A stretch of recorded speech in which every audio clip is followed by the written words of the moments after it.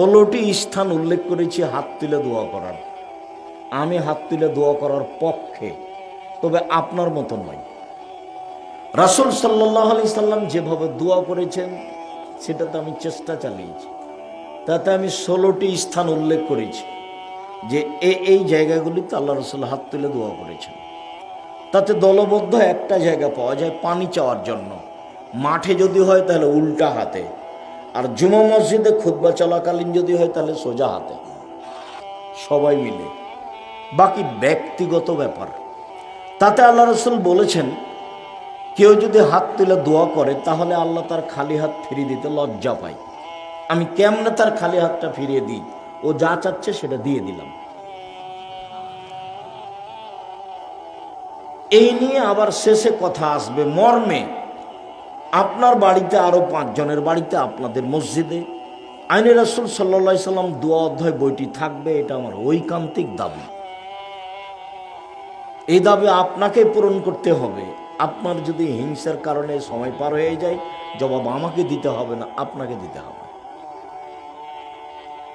তবে আপনাকে এই কথা মনে রাখতে হবে, যেটা আমি শতদিন শতবার বলেছি, জাতির যদি রাস্তাঘাট করে দিতে না পারি, জাতির যদি স্কুল কলেজ করে দিতে না পারি, জাতিকে চূড়ান্ত সঠিক ধর্ম দিতে পারবো ইনশাআল্লাহ।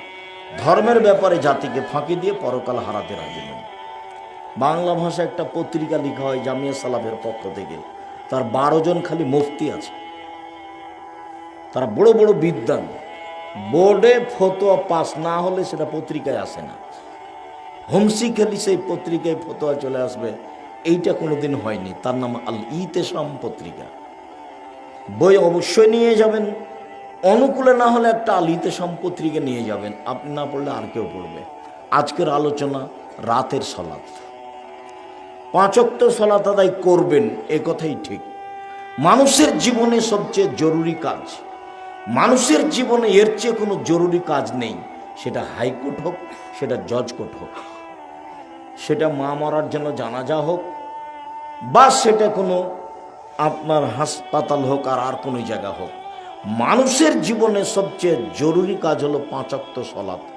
এর চেয়ে মানুষের জীবনে কোনো জরুরি কাজ নেই। মানুষের একটা জিনিসের সাথে আপোষ চলে না, সেটা হলো সালাত। এই ছেলে তোমরা,